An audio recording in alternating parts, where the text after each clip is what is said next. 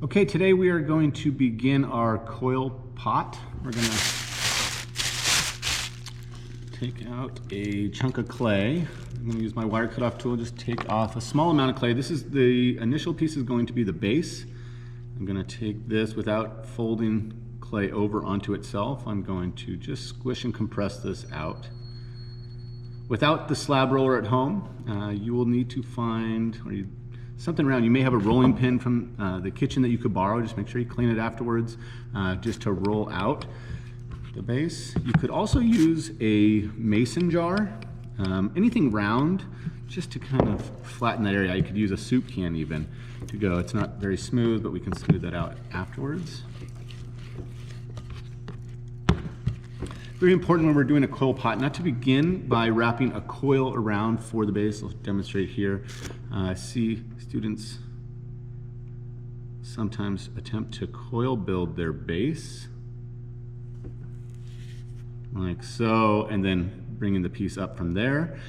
Even if you smooth this clay out, what'll happen in the end, you'll get a S-crack, or what happens is the coils have this memory and they kind of come unsprung in the drying process, and that creates a crack in the bottom. So always start with a slab.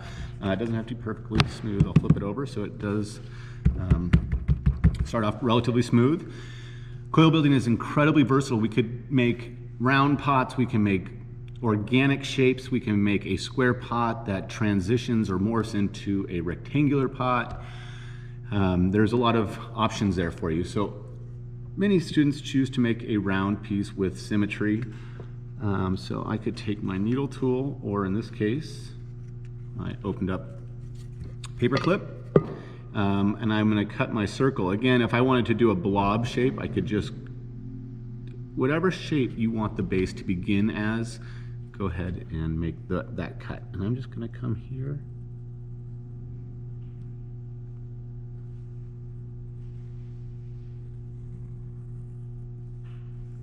This clay can just simply be used for our coils that we're going to be making. Okay. I'm also working on a workboard, a wear board. Anything will work at home, just something that you can use, that you can turn and not have to pick your piece up as you explore this process. Okay, so I've had some coils that I rolled out previously. I'll roll out one more with this chunk.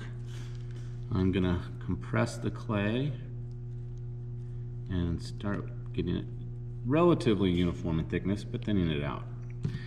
And we'll go back and forth. On this particular project, I'm going to suggest that you roll your coils to roughly the thickness of a Sharpie, or a little bit thinner, maybe approaching a pencil, so that your pieces are not too thick. I have my workstation here that I'm rolling this on moistened, so it doesn't dry out too much on me. It's getting pretty long. Use both hands here. Okay. So now what I'm going to do is I'm going to take this coil. You got to remember that as we go up, if we put one coil directly on top of the other coil, it's going to be a straight wall. If we stagger it, it's going to start to come out, and the next one come out, and then you can start to bring it back in by cantilevering or hanging off the other end. So rule of thumb is never have a coil extending more than half of the way off the coil below. So you want to make sure you have at least half below supporting the coil above. Otherwise they tend to become weak and they come out or in too abruptly. I'll take this coil now and I'm going to lay this down using my fingers down below right here to align it with the, well, in this situation we're going with the slab, but the coils in the next ones. So here I'm going to cut through this point of intersection. Okay, so we're going to cut straight through both coils, separate this coil and remove this piece below, and now we have a coil that I can align, and there's no need to score where those two coils come together. Set this to the side. Don't make the mistake and just keep wrapping that coil round and round. By doing that, you're really going to lose sense of symmetry and balance to the form, and this is just a process that we need to slow down. Remember, this is, we're not making a lot of pieces, we're making pieces slowly, about 1/4 inch at a time. Okay, so I'm going to remove this coil, and I'm going to do some scoring. You can use a couple things for scoring. I have, you don't probably have one of these at home, but you might have something that is similar, or you could make something up. This paper clip that's extended is a great tool for scoring. It's just like a needle tool, so we would go around here. You also have a rib. Yours is actually a half in your bags. So you can use this for some light scoring. So I'm going to go around here with this tool, and I'm going to come here and go along the top. And I have some slip, which is just some clay that we dissolved and added a little bit of vinegar to. And I'm just going to put a little bit of slip where these two pieces are going to come together. We don't want to go overboard. We want the piece to stay rigid as we go up and not begin to dissolve. Okay, so I get it lined up. And we're going to go to the next coil. So I'm going to take this one that is left over and see if I have enough, just barely. Okay, so that you can see I'm going to cut through this point of intersection. Those two pieces will go together.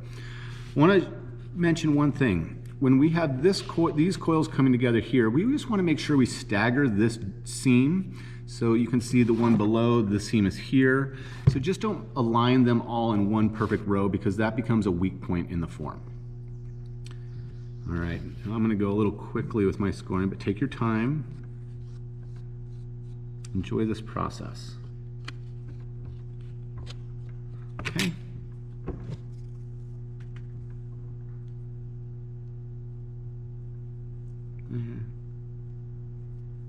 See, I'm not using too much. I'm just getting a little sheen on the surface. So I'm going to flip this over. My first seam is here, so it doesn't matter as long as they're not directly above and below each other. And again, I'm using my fingers down around my fingertips to guide it and align it with the coil below. I'm giving a little hug, a little pinch to kind of flatten the coils a little bit. Okay, and we'll do another one.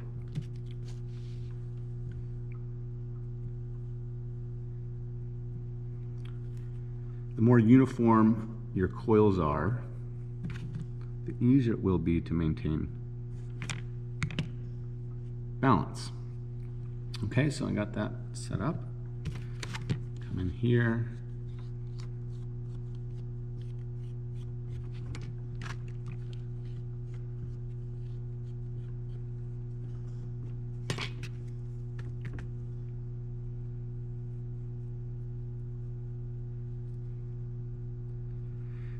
Right about now we can start thinking, is it coming out? Is it going straight? Is it going to come in and come back out?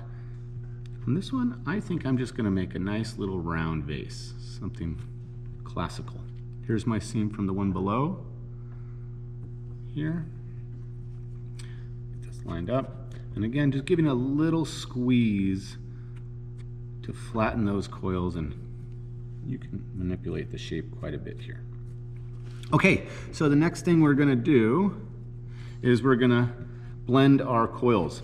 A lot of times you'll see artists leave the coils exposed. That gives you a nice texture for your design, but it is not very strong. So if you wanted to leave the coils exposed on the outside, you could leave that, but you'd want to blend the inside of these coils. So in here, you'd want to smooth these down.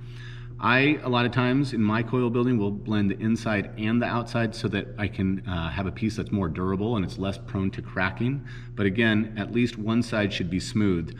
If you're going to leave your coils on the outside exposed, I would take the time to make them smooth, take a sponge to them or a tool of some sort. Make sure that they're clean, and you address where those two coils came together and blend that so it looks like it's one continuous coil. Okay, so I'm going to take the serrated rib.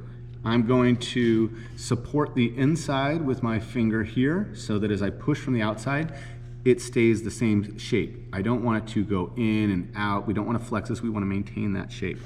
And I often preferring to stand up for this. Try to get in the camera view here. And I'm gonna lay my textured rib and I'm pushing down with my thumb as I support the inside and pulling that texture all the way to the rim.